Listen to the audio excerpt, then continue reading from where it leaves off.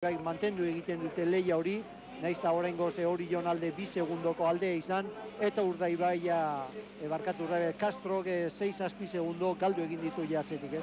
Eta irteeratik ja San Pedro buru atzea ikusi dunez, momentu honetan 11 segundo denbora franko galduta horre txanda honetan ja neiko lanak izango ditu aurrea egiten, ez alegin horretan. Aizu Baxerri, eta azkenean txanda honetan ari diren ontziek ez dute GPS bidez eginiko konparaketa. Hor pantailan datu hoientzat dagoen lauki horretan ez dago konparaketa. Eta batipat Zarauztaren presidentea, Ilarramendi jauna jardun da, hori etzela zuzena esaten, eta azkenean ligako arduradunek konparaketa hori ez dute pantailaratu, Baxerri.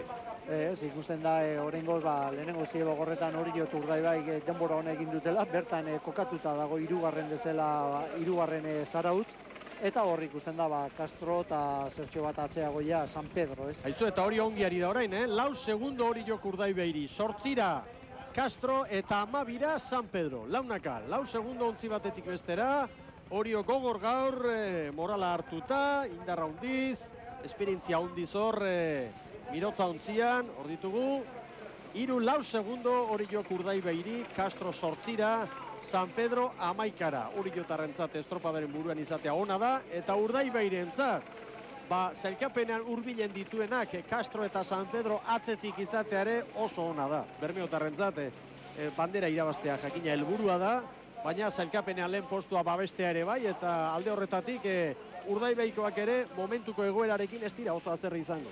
Ez, oaingo lana horren arabera bukatuko baluteke estropada, nik uste dute, Urdaibai lortuko lukela gehien bate Castro zuzenki punto batzuk gehiago lortzea, naiz eta estropadik ez irabazi, baina dudarik gabe hemen uste dute helburuetako bat estropada irabaztea dela horrek puntuak ematen ditulako, ez? Eta oraingoz Orio izugarrizko lan egiten ari da, badirudi hor Gipuzkoako txapelketara begira egindako aldaketak, nik uste dute etekin ona atera zioten Donostian bertan Gipuzkoako txapele irabazteakin, eta badirudi barren ondorioan aldaketa horrekin mantentzea erabaki dutela, eta oraingoz emaitza oso onakin, ez? Eta pentsa daiteke orain ontzi barruan oso posi joango direla. Bai dakite Urdaibai atzetik dela eta tartea handia dela. 5 segundo Orion Urdaibairi, 11 Castrori, 15 San Pedrori, eta datu hau bai. Txanda barruko datuak elkarte guztietako ordezkariek badituzte, gu bezala, eta hori morala hartzeko oso garrantzitsua izan daiteke Oriotarrentzat, Baxerri.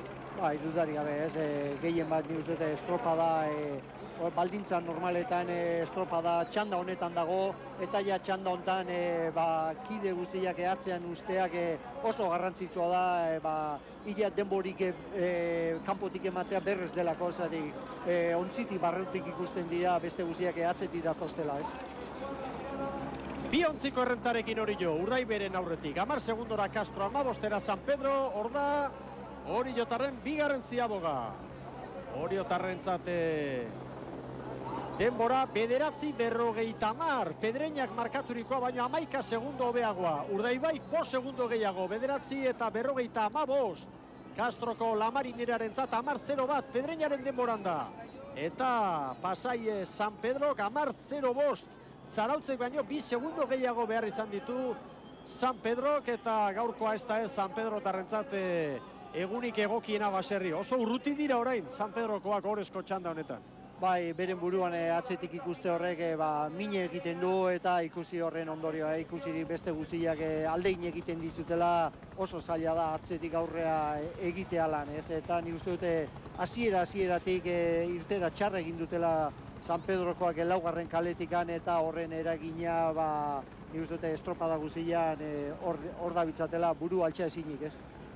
Hor ari gara ikusten Oriotarren maniobra, urko redondo aurrekoa ikusi duzu hor.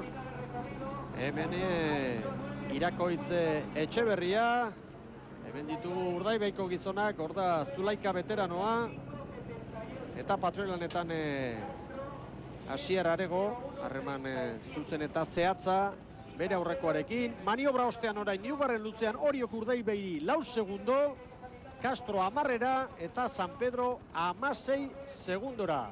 Helikopteraren erreferentziak argi finkatzen ditu postu horiek, eta tarteak behar bada baserri uste baino handiagoak ontzi batetik bestera. Bai, handiagoak ikusten da Castro hori tartea sartzea lortu diotela, eta lehia hor dago, hori Urdaibai, horre ikusten, guaindik ere, 5 segundo bere alde hori jok, eta esan daiteke neikua dela, baino talde hauetan ezin da, denbora asko hemendik aurrea bate beste izartzeko aukera hundik ez dago, egoera eta baldintza oso onak direlakoz, eta hor ikusten dugu, Irakoitz Etxeberria bere mutilari aginduak emanez, eta gehien bat hori, eskuak inezan zema segundo aurretik dijoazten, lehen aipatu dugu, ni uste dute barne lineatik baino askoz esanguruatzugo dela arraunlari guzi jantzat, beste 3 taldekideak atzean ikusteak, ez?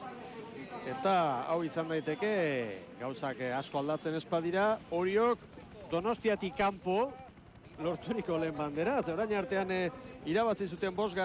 jardunaldian Donostian, telefonika bandera, gero Gipuzkoako txapelketa ere bai aste honetan, eta orain hemen Moañan 5 segunduko abantaila dute 3. lutzean oriotarrek, Urdaibeiren aurretik, eta Castro 11 urruti da, San Pedro 17 ezan beharrik ez dago, urrutiago, eta ligako 2. garaipena lor dezake gaur Oriok, eusten badio Urdaibeikoen azken aleginari, ez da?